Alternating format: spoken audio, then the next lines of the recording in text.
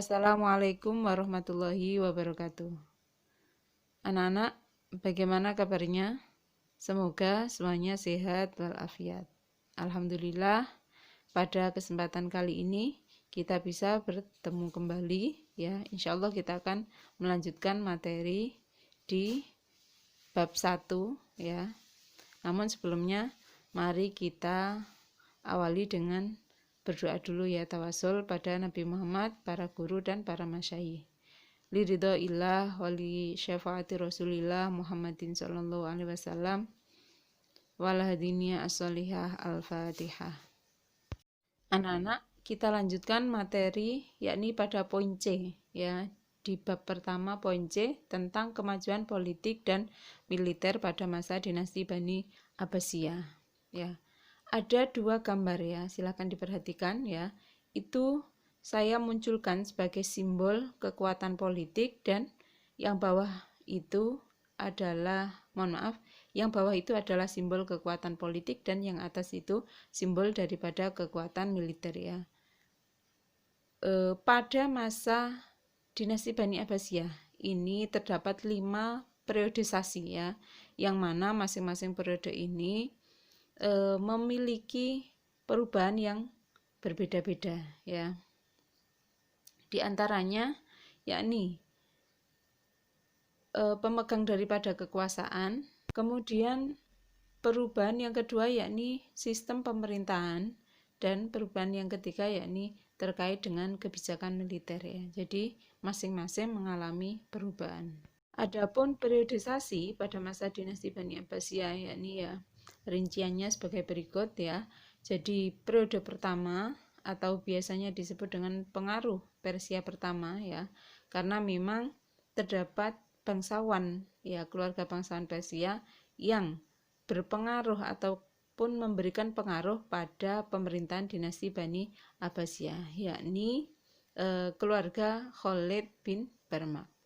Kemudian periode yang kedua ini biasanya disebut dengan pengaruh Turki pertama ya. Kenapa seperti itu?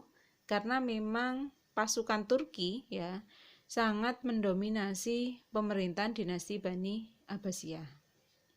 Selanjutnya periode yang ketiga ya, yakni disebut dengan periode pengaruh pengaruh Persia kedua ya. Karena memang terdapat keluarga bangsawan Persia yakni Daulah Buaihiyah ya, yang juga mendominasi pemerintahan dinasti Bani Abbasiyah.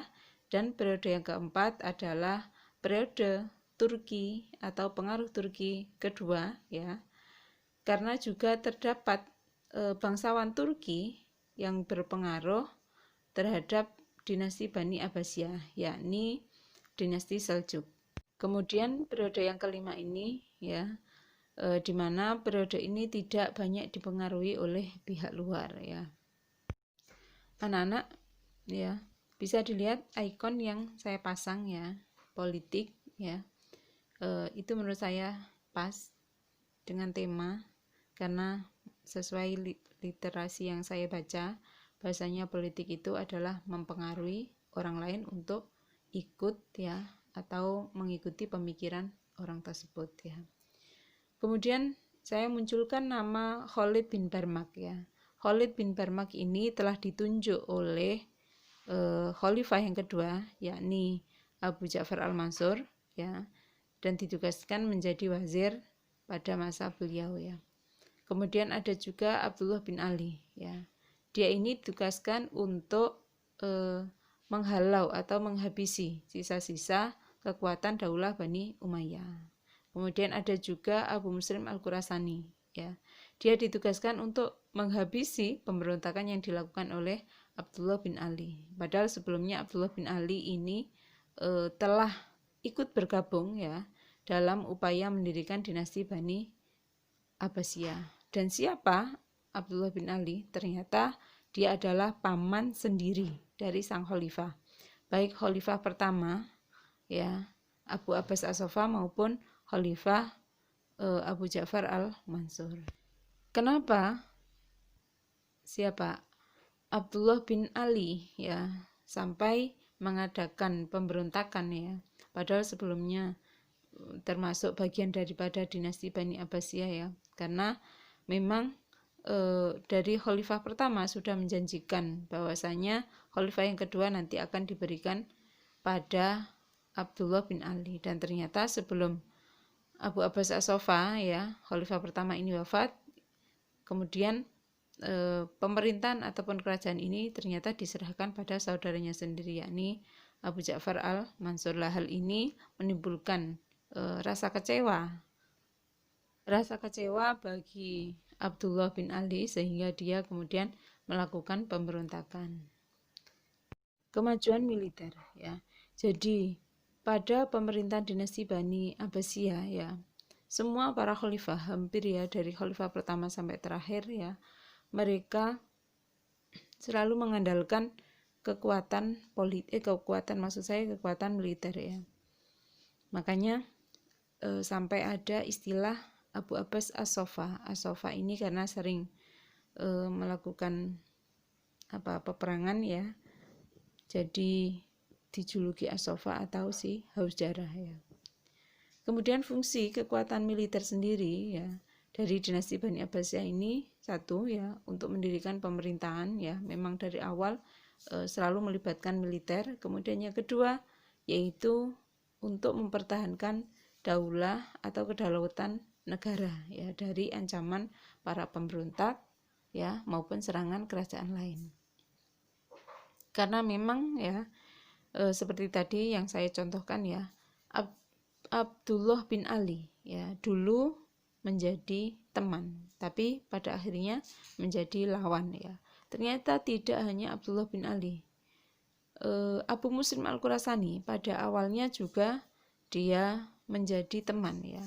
Namun pada akhirnya ya, karena Abu Ja'far Al-Mansur atau khalifah kedua ini merasa khawatir dengan kekuatan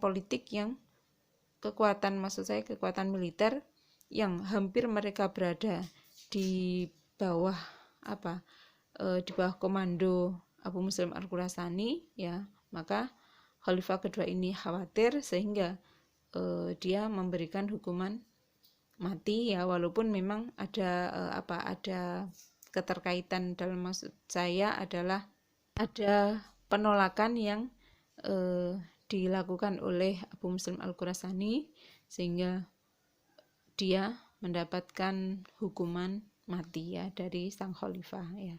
Dan ini ternyata ternyata itu membuat geram para pendukung Abu Muslim Al-Khurasani sehingga mereka mengadakan pemberontakan ya.